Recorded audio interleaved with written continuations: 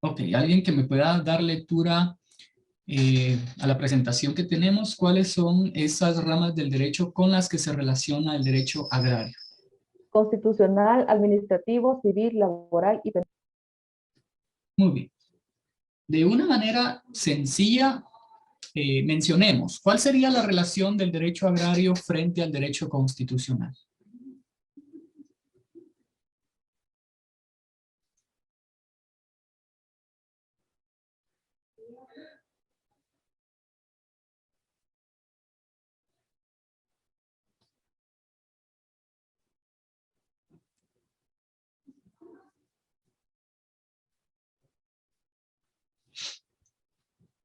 De una forma general, ¿cómo podemos situar esa relación? ¿Es una relación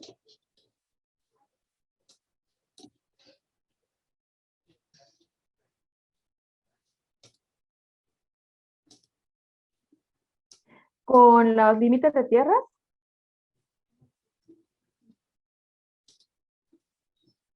límites de tierras?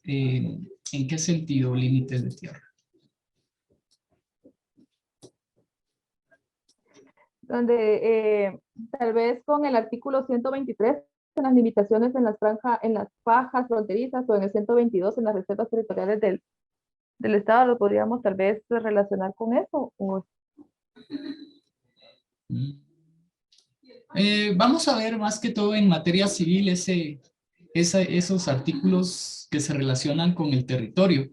Pero a grandes rasgos, compañeros, no sé si se acordarán ustedes de la pirámide de Kelsen. ¿Sí, Beraliz Martínez? Buenas tardes, Lick. Buenas tardes, compañeros. Creo que se relaciona, primero, antes de lo de la pirámide de Kelsen, creo que se relaciona el derecho constitucional con el derecho agrario primero, en cuanto a la libertad y la igualdad. Todos somos iguales, todos tenemos los mismos derechos. Entonces no debe haber ningún tipo de discriminación con las personas, especialmente del pueblo indígena. Y luego, en cuanto al artículo 119, que habla de las obligaciones del Estado también, donde dice que debe adoptar, en el inciso C, adoptar las medidas que sean necesarias para la conservación, desarrollo y aprovechamiento también de los recursos. Entonces, si nos fuéramos al tema de Nahualá, pues ahí hay un problema territorial donde el Estado debe intervenir para que haya un límite entre ellos y puedan vivir en paz. Ah, muy bien. Entonces usted, ok, gracias. Entonces, según lo que me acaba de mencionar la compañera, yo deduzco que la relación que se tiene del derecho agrario frente al constitucional, vamos a mencionar que es una relación directa, ¿verdad? Es una relación directa la que se tiene. Podemos también establecer, atendiendo a la pirámide de Kelsen, que la Constitución, en términos de jerarquía, siempre va a relacionarse con todos los derechos, y con todo el resto de disciplinas del derecho, ¿verdad? Atendiendo al principio de jerarquía constitucional. Otra de las relaciones directas, hablando sobre las fuentes del derecho, mencionamos que el derecho agrario nace y vimos, ¿verdad?, que en algún momento del periodo de evolución del derecho agrario, vimos que la Constitución jugó un rol importante para el desarrollo en materia jurídica del derecho agrario. Entonces podríamos mencionar que el derecho constitucional como una fuente formal del derecho agrario.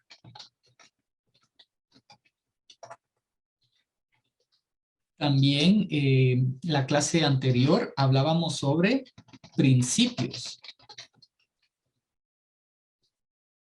del derecho agrario. ¿Y en dónde encontrábamos esos principios? Encontrábamos alrededor de 2 o 3, si no estoy mal, en la misma Constitución. ¿Sí? Entonces, la relación del derecho agrario frente al derecho constitucional es una relación directa el derecho agrario nace gracias a la Constitución. En la misma Constitución encontramos principios y garantías. Esas garantías son de protección. ¿Hacia qué? ¿Qué protege la Constitución?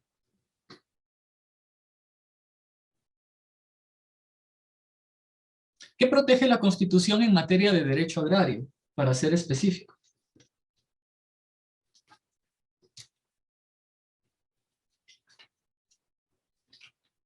Vamos al artículo 66, 67, 68, 69 de la Constitución. Solo leyendo el título ya puedo imaginarme qué es lo que protege la Constitución en materia de derecho agrario. Comunidades indígenas. Pero ahí en el artículo 67 menciona. En el 67, la protección a las tierras y las cooperativas agrícolas indígenas. En el 68, que son las tierras para comunidades indígenas. Y en el 70, la ley específica, como la ley de fondo de tierras. Muy bien. Entonces, tenemos acá protección. Creo que me fui muy adelantado. Me fui muy adelante porque antes de proteger la tierra comunal indígena o de los pueblos indígenas, también en el artículo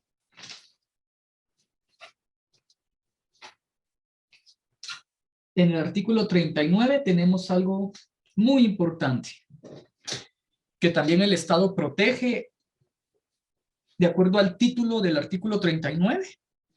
La propiedad privada. Entonces, la misma Constitución va a proteger a la propiedad privada, a la El 40 propiedad... también, Nick. ¿Perdón? El 40 también con la expropiación. Protección de propiedad privada, propiedad de los pueblos indígenas.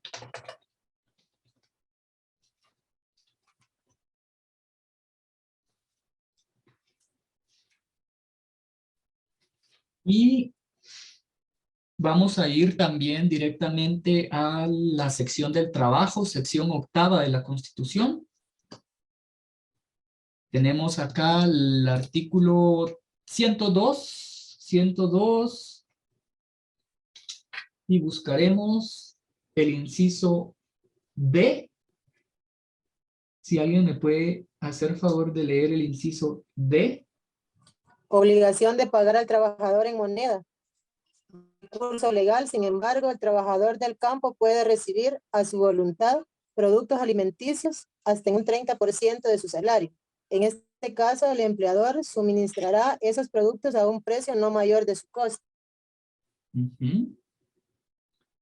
¿Cómo podemos interpretar ese artículo?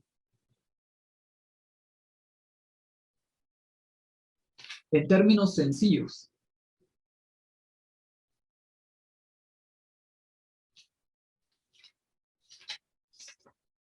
Que está haciendo una diferenciación entre el trabajador, digamos, urbano y el rural, porque está diciendo de que se pagará en moneda de curso legal, dice.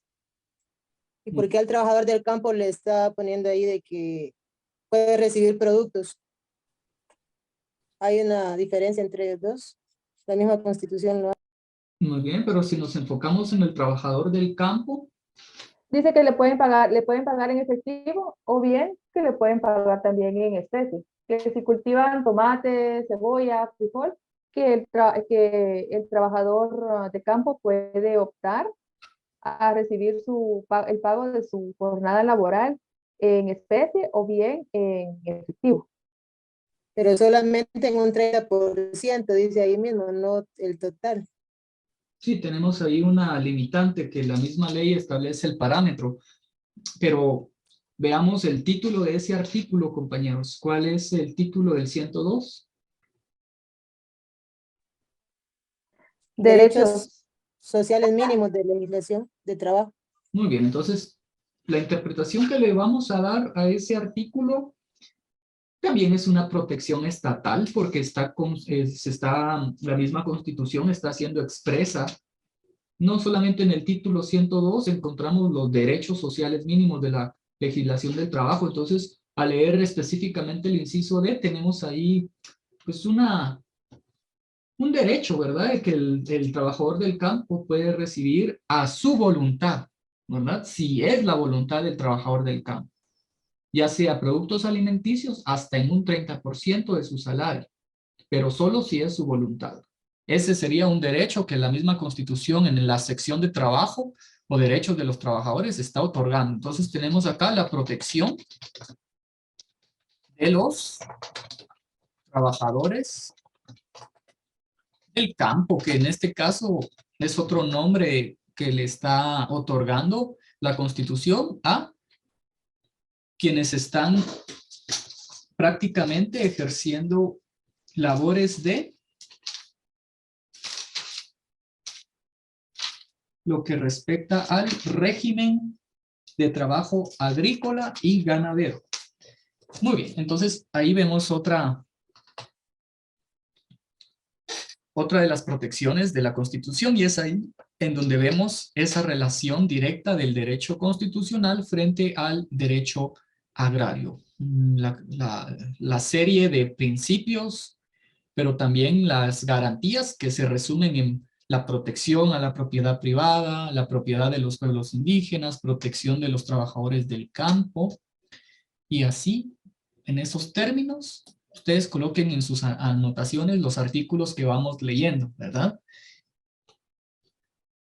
Vamos a guardar esta. Ups, sí, ahí estamos.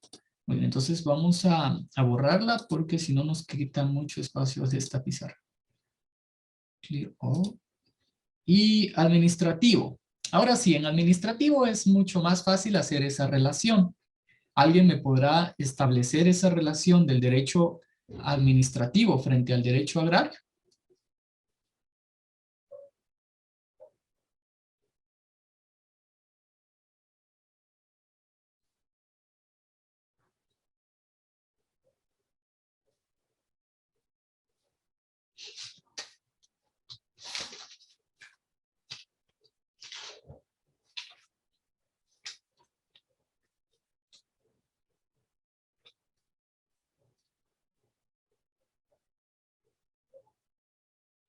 Creo que ya habían mencionado un artículo en el 119, no sé qué compañera mencionó, el artículo 119.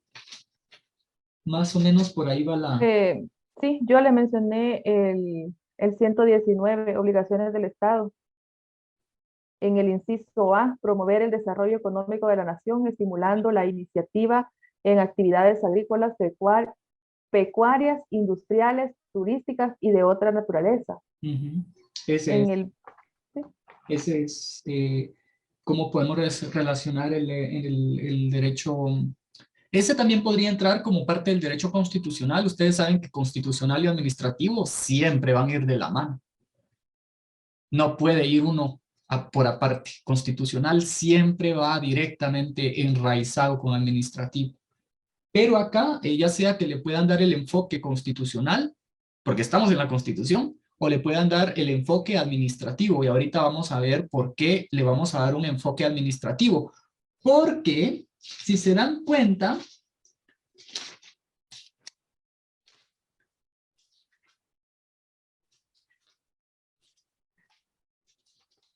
esa obligación, si lo ponemos desde el punto de vista administrativo, hagámonos la siguiente pregunta. ¿A qué organismo clásico del Estado le va a corresponder esa función? Este derecho, ¿quién lo va a ejecutar? El MAGA. Las municipalidades. No, en términos de los 3 organismos clásicos del Estado. Ya nos fuimos muy adelante. El Ejecutivo. El Ejecutivo. El Ejecutivo. ¿Y quién representa al Ejecutivo? El presidente y los ministros. Ah, ok, pero ya había mencionado la compañera el Ministerio de Agricultura, Ganadería y Alimentación. Entonces, ahí va a actuar el Ejecutivo, va a estar representado por este Ministerio de Estado. Y si nos vamos más a profundidad, lo que mencionaba el compañero, las municipalidades también tienen parte, porque las municipalidades es un mini estado, ¿verdad? Pero las municipalidades no se... Según el Código Municipal y según nuestra Constitución, establece que las municipalidades son autónomas. Pero ¿será que es cierto que son autónomas? ¿O no lo son? ¿O son semiautónomas? ¿O son mixtas?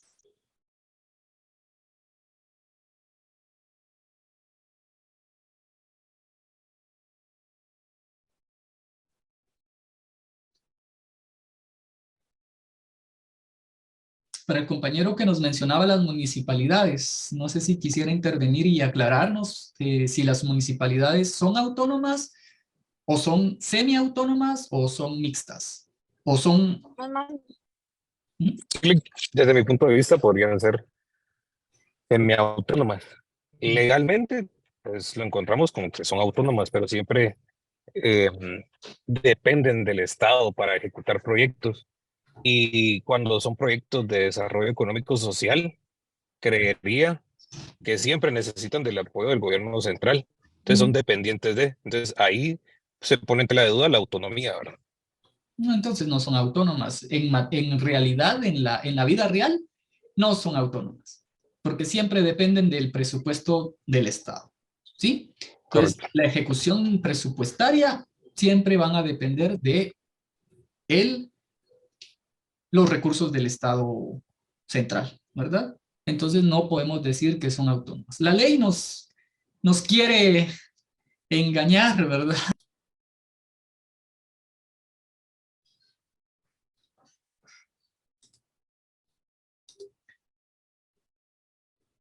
¿Alguien se acordará?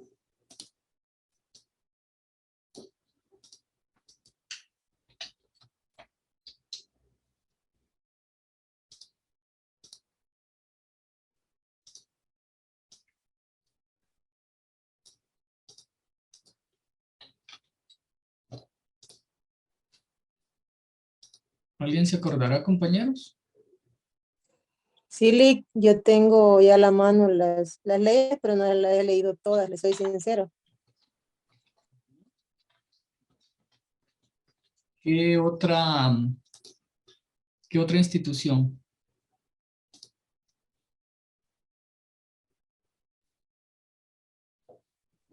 La ley de expropiación. Mm, Como un procedimiento administrativo sí podríamos relacionarlo con el derecho agrario, pero en materia de instituciones, Era el fondo de tierras, Lick. correcto, gracias. Ustedes ahí colocarán los artículos relacionados a los fundamentos, ¿verdad? Ahorita estamos viendo de una forma sencilla, rápida, porque no tenemos mucho tiempo para concentrarnos en puntualizar los artículos de estas otras leyes especiales. Acá, mi sugerencia es que puedan tener la ley del organismo ejecutivo, el el código municipal, la ley del fondo de tierras, ¿verdad?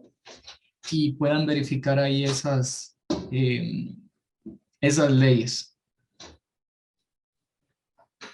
Ahora nos vamos a ir a materia civil. Háganme el favor de buscar su código civil y ahorita vamos a aclarar otros puntos que son muy importantes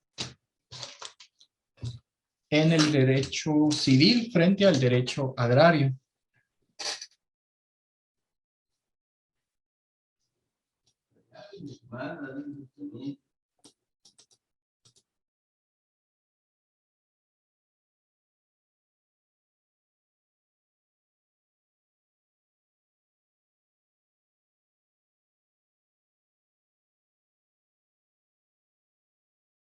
¿Ya lo tenemos, compañeros?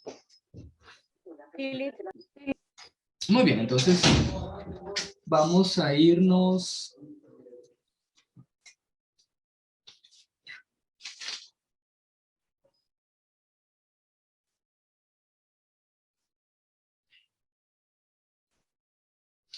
Vamos a irnos a los siguientes artículos del Código Civil. Vamos a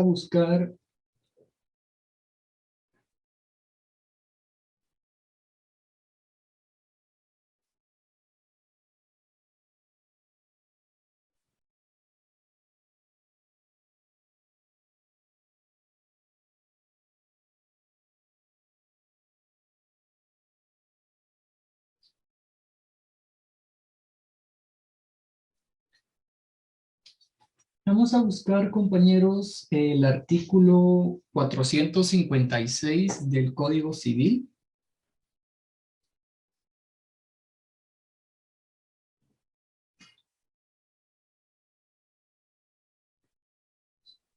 Dominio de bienes. Hágame favor de leerlo. Los bienes son del dominio del poder público o de la propiedad de los particulares. Ok. Ahí específicamente en donde establece que los bienes son del dominio del poder público, coloquemos poder estatal. Poder estatal o dominio estatal. Hagamos ahí una anotación. Y en la parte que dice propiedad de los particulares, ¿cómo interpretamos esa frase, propiedad de los particulares?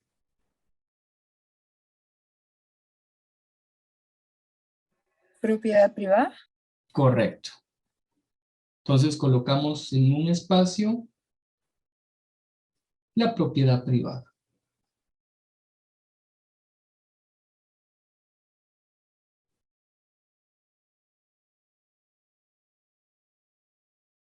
En la parte del dominio del poder público también podemos colocar unas flechitas, dos flechas.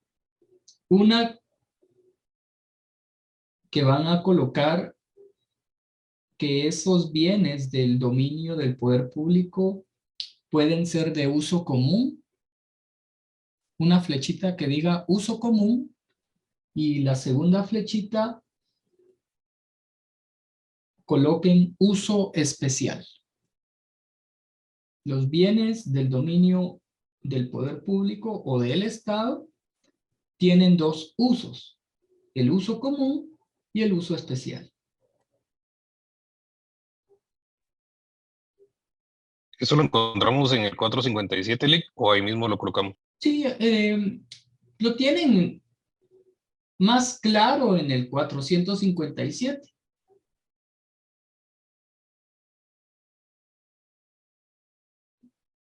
Está explicando el 457 y el 456. Los bienes del dominio del poder público pertenecen al Estado,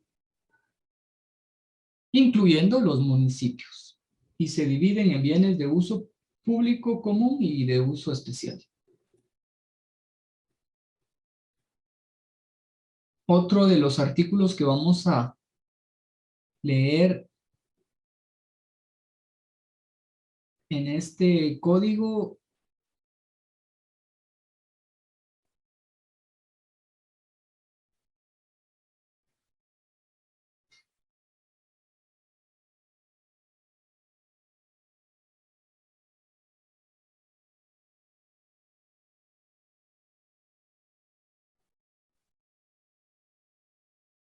el artículo 460.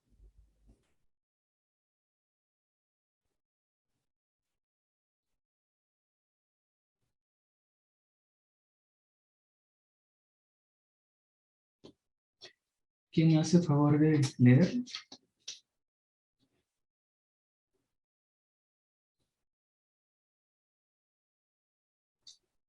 Bienes de propiedad privada. Son bienes de propiedad privada los de las personas individuales o jurídicas que tienen título legal. Muy bien, entonces ahí vemos que los bienes de propiedad privada pueden ser de personas naturales o personas jurídicas. Y estos tienen la calidad de tener título legal. Sería la regla, pero tenemos varias excepciones a esa regla. Tenemos lo que mencionábamos, el derecho de posesión, que es una excepción a esta regla. Esta es una norma, obviamente, que establece que los bienes de propiedad privada, ya sea de las personas naturales o de las personas jurídicas, deben de tener un título legal. Pero muchas de estas propiedades, si estamos hablando desde las tierras de comunidades indígenas, no van a tener un título legal. ¿Por qué? Porque ha sido propiedad de sus antepasados. Y si vamos a la historia del derecho agrario, ¿quiénes eran los que quiénes eran los nativos en el territorio guatemalteco? ¿A quiénes les pertenecía antes El pueblo indígena, el pueblo indígena? ¿Y hablaban ellos el español? no, solamente su ¿Sabían lengua. ellos escribir? Como comúnmente sabemos nosotros cómo escribir, la escritura había sido desarrollada en ese momento. No. Aún. Entonces esas propiedades no tenían un título, un título como tal, ¿verdad? Entonces a eso se refiere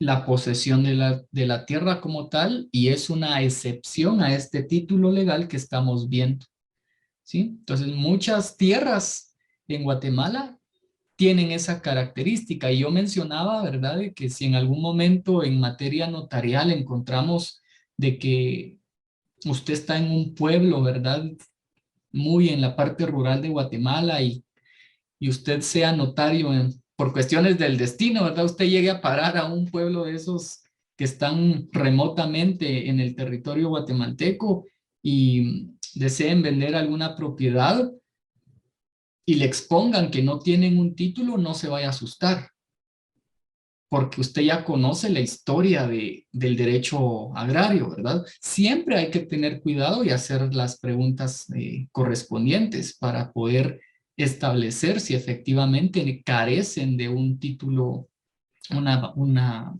escritura pública registrada, ¿verdad? Caso contrario, van a ser dueños legítimos, pero carecen de ese documento que acredita la propiedad, ¿verdad? Entonces eso es muy importante que lo conozcamos en derecho agrario. Y de este código creo que solo eso vamos a mencionar. Menciona también acá en el 467, volvemos a mencionar el derecho el límite del derecho de propiedad. Menciona acá la propiedad puede ser por razones de utilidad colectiva, beneficio social o interés público, previa indemnización determinada de conformidad con la ley de la materia. Estamos hablando de una relación de leyes. Si lo quiere anotar, la relación de leyes está en el derecho constitucional, la Constitución, artículo 40. Coloque ahí en un espacio en blanco, artículo 40 de la Constitución, y esa ley de la materia a la que se refiere es la ley de expropiación, decreto 529. Entonces vemos que también se relaciona con el derecho agrario. Hay algunos otros artículos, usted se encargará de leer el Código Civil para poder establecer algunos otros artículos que se relacionen con el derecho agrario, pero por el momento vamos a dejarlo hasta ahí, ¿sí? Y vamos a continuar entonces con la relación del derecho agrario y el derecho laboral. Creo que con el derecho agrario ya habíamos citado algunas relaciones con el derecho laboral en la Constitución, ¿sí? Entonces, si tenemos ahí nuestro código de trabajo, vamos a buscar el artículo 138.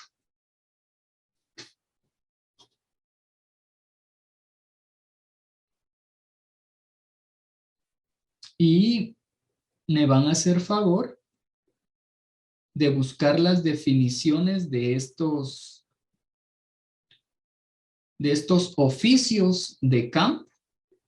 Me van a definir, ¿verdad? ¿Cuáles son esas definiciones? ¿Cuál es la diferencia entre un peón, un mozo, un jornalero, un ganadero, un cuadrillero? Y menciona ahí otros análogos.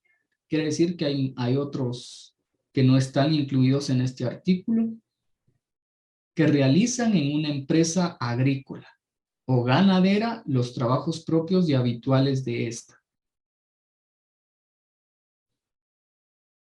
Esa es la relación del derecho laboral frente al derecho agrario, que existe dentro de los regímenes especiales de trabajo. Tenemos el régimen especial de trabajo agrícola y ganadero. Eso significa, compañeros, que el Código de Trabajo está protegiendo a todas estas personas, a todos estos trabajadores que trabajan en el campo.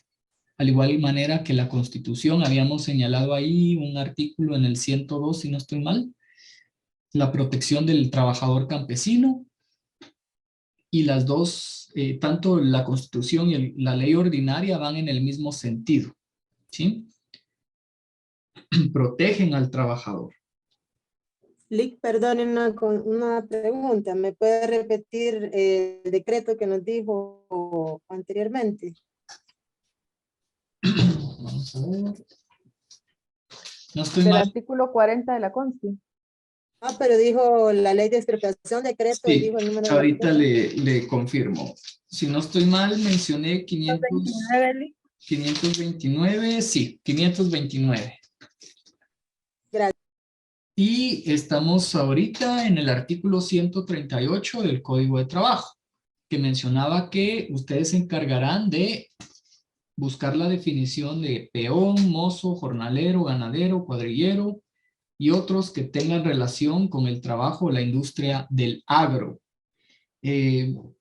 También queda, Lick, ¿sí? ¿nos puedes repetir un poquito más despacio? Es que creo que hubo una interferencia. Artículo 138 del Código de Trabajo, van a tener que buscar la definición. Van a hacer favor de buscar las definiciones de peones, mozos, jornaleros, ganaderos, cuadrilleros. Y de preferencia que terminen de leer lo relacionado a ese régimen. ¿Sí? Tenemos del 138 al 145.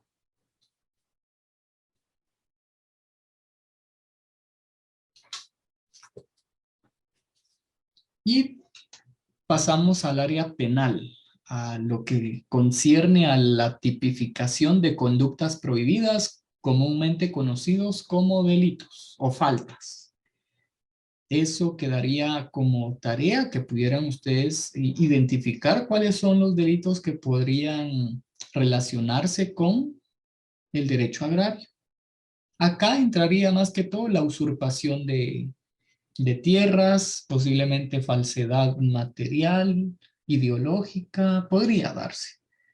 Hay algunas faltas también en contra del derecho de la propiedad que se regulan en el apartado de las faltas. Pero también hay delitos que se relacionan con la propiedad privada, pero ya se encargarán ustedes de hacer ese análisis identificando cuáles son esos delitos. Y si existen algunos otros delitos que no están contenidos en el Código Penal. Si, por ejemplo, las leyes especiales penales también contemplan delitos. Entonces habría que verificar si en el Código Penal están todos los delitos que afectan el derecho agrario o existen algunas leyes específicas en materia penal, las leyes especiales penales que tipifican esos delitos. Entonces ustedes se encargarán de consultar con sus leyes correspondientes. Y eso sería pues todo por el día de hoy en relación a el derecho agrario. No sé si hay alguna duda, alguna pregunta. Lili, Ujú. Chile, usted dijo artículo 40 y dijo ley de expropiación, decreto 529, ¿verdad? Sí, O anoté mal. 529, así es. Gracias, Lili. Muy bien, ¿alguna otra pregunta, consulta, duda?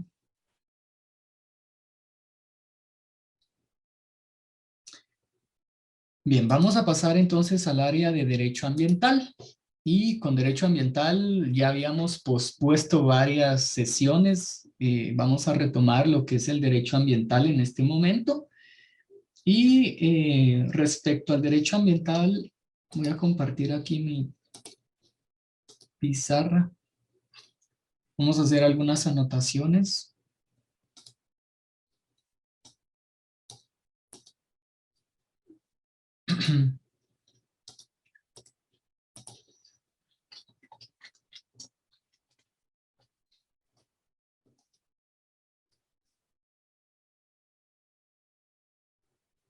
Derecho ambiental. ¿Derecho ambiental en Guatemala o derecho ambiental guatemalteco?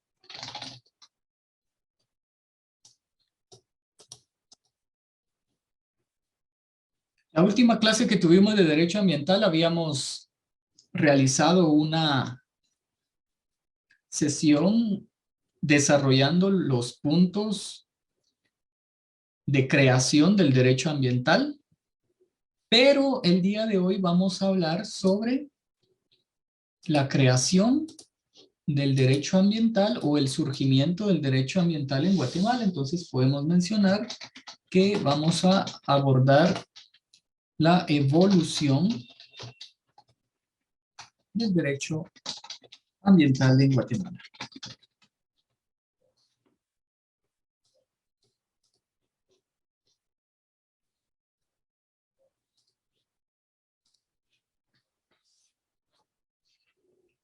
Entonces, para Guatemala, como en otros países del mundo, existió un evento muy importante de carácter internacional que motivó la creación de esta rama del derecho. Y habíamos mencionado que uno de los eventos dentro de la historia de la humanidad fue la Conferencia de las Naciones Unidas sobre el Medio Ambiente celebrada en Estocolmo, Suecia, en el año de 1972. Entonces, como punto de partida, vamos a tomar acá Conferencia de la ONU sobre el medio ambiente. Esto sucedió en Estocolmo, Suecia, 1972.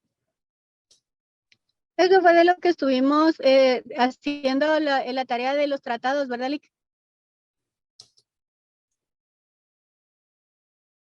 En la primera fase. Sí, y donde leímos casi todos los tratados, o por lo menos muchos tratados, donde estaba este de Estocolmo, que estaba de Viena, y otros trataditos ahí, de los que nos dejó en la tarea anterior. Sí, pero eso era más que todo en relación al derecho ambiental en general. Pero el día de hoy lo vamos a ver desde el punto de vista nacional. Y tiene relación porque prácticamente lo que motivó a la creación del derecho ambiental fue estas conferencias celebradas en pro del medio ambiente. Entonces, este fue un paso importante para la evolución de lo que conocemos el derecho ambiental en Guatemala. Seguidamente, entonces, en esta conferencia de Estocolmo habíamos mencionado que Guatemala tuvo la dicha de representar no solamente Guatemala como país, como república, También en esta conferencia de Estocolmo vamos a mencionar que fue representada por Guatemala, Salvador y Costa Rica. Guatemala representó a estos otros dos países de Centroamérica. Para 1973,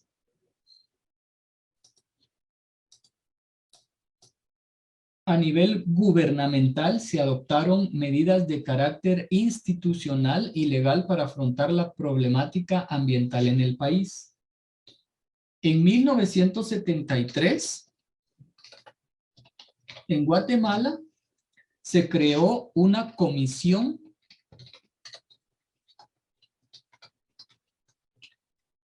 ministerial encargada de la conservación y mejoramiento del medio humano. Y tenemos acá un acuerdo gubernativo, entonces solo vamos a verlo de esta manera general.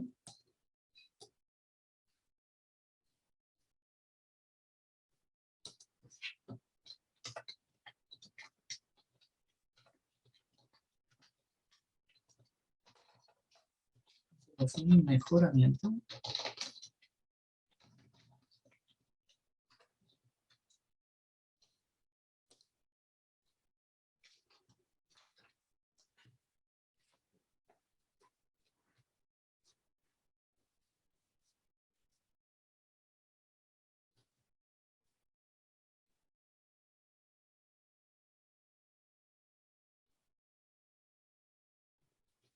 Vamos a mencionar entonces que para 1975 se creó una comisión técnica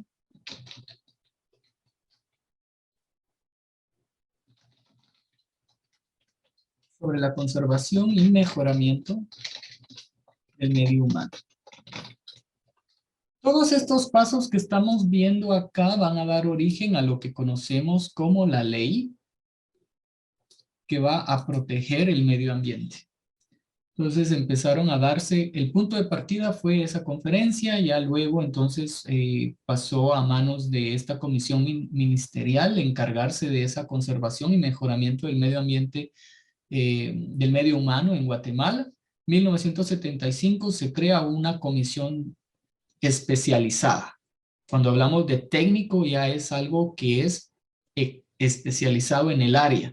Entonces sería esta comisión técnica la que estaría proponiendo de una manera técnica, propone normas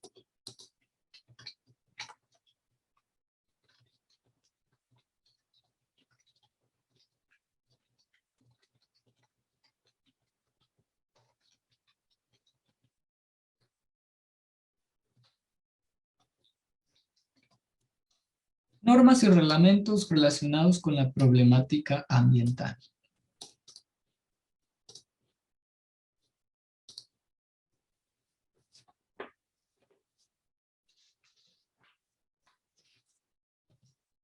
Seguidamente, ya viendo una propuesta de norma, podríamos mencionar como, entre comillas, una iniciativa de ley. Y si se dan cuenta, algo muy importante que tenemos que notar acá.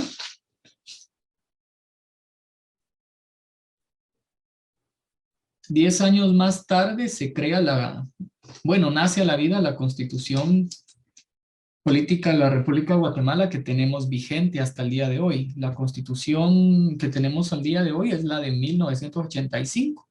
Entonces podemos mencionar que esta ley prácticamente, o esta iniciativa de ley, es mucho más viejita que la Constitución actual.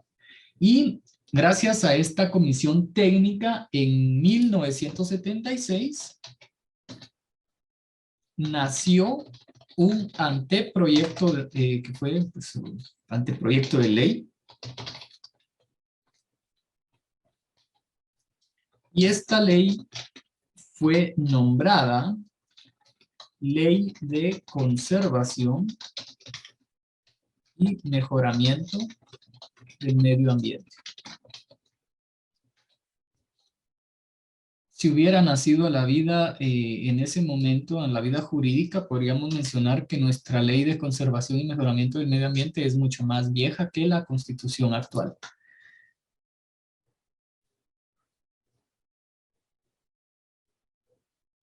Luego, para no hacerlo tan largo, hubieron personajes que estuvieron en contra de esta ley, hubieron personajes que estuvieron positivos para la implementación de esta ley, pero sucede que es en 1982 que a este proyecto, a esta iniciativa de ley, anteproyecto de ley, le hicieron algunos cambios sugeridos por la iniciativa privada representada por el CACIF. ¿Sí? Habría que ver el proyecto, el anteproyecto de ley para ver qué modificaciones sufrió. Como sabemos, CACIF no...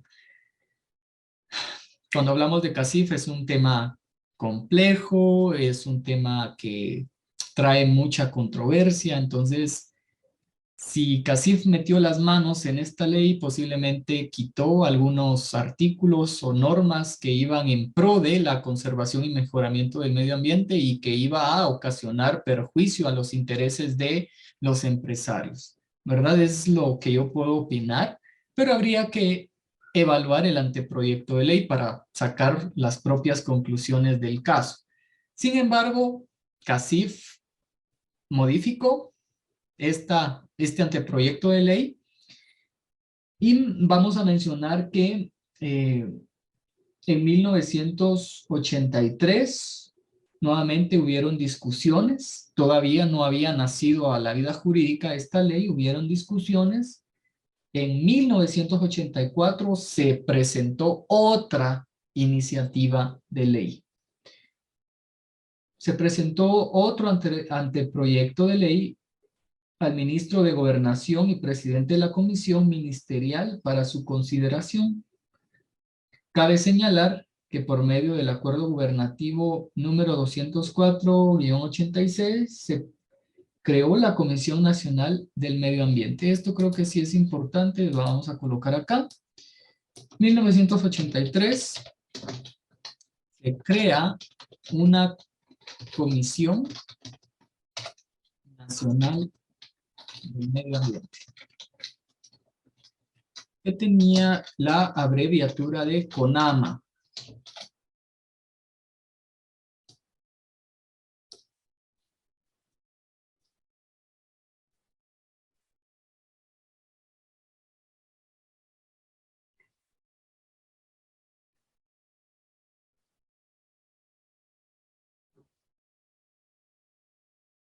Seguidamente, en 1986, para ese entonces ya teníamos la Constitución que actualmente conocemos. Fue presentado el último anteproyecto de ley ambiental al Congreso de la República. Entonces colocamos en 1986, se presenta el último anteproyecto.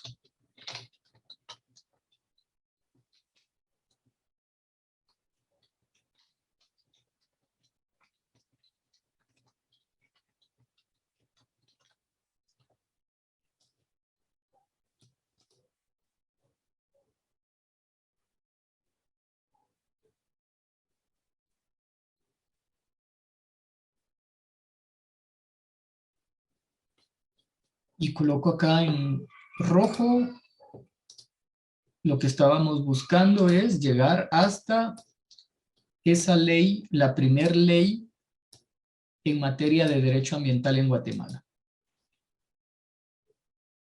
Esa ley nace el 19 de diciembre del mismo año, 1986, y lleva por nombre la ley que conocemos hoy en día. Vamos a colocarlo acá. Ley de protección y mejoramiento del medio ambiente.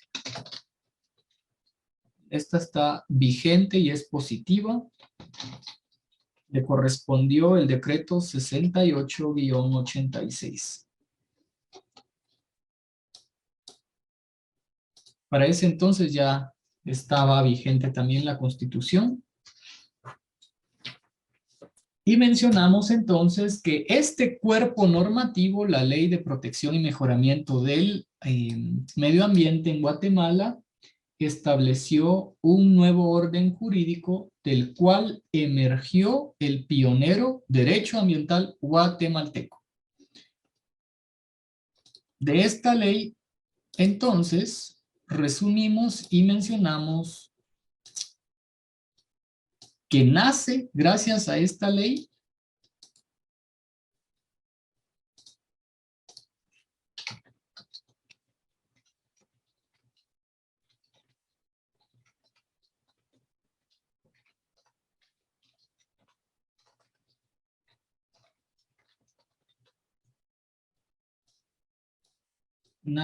a la vida jurídica el derecho ambiental guatemalteco. Cabe señalar que fue determinante para esta decisión, para que naciera esta ley, el artículo 97 de la Constitución Política de la República, puesta en vigencia el 14 de enero de 1986. Significa que el derecho ambiental nace del derecho constitucional. Y vemos ahí nuevamente la jerarquía que tiene el derecho constitucional sobre el resto de disciplinas. Porque la mayoría de disciplinas de derecho nace del derecho constitucional.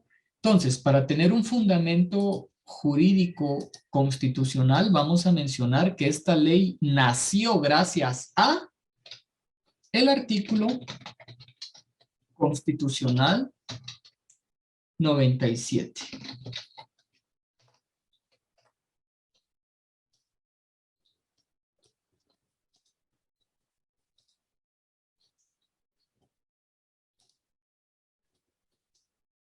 Vamos a colocar acá la flechita y vamos a guardar antes de que se cierre la sesión.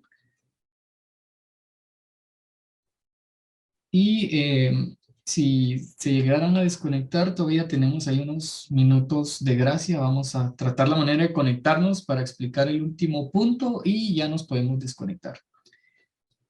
¿Sí? Entonces,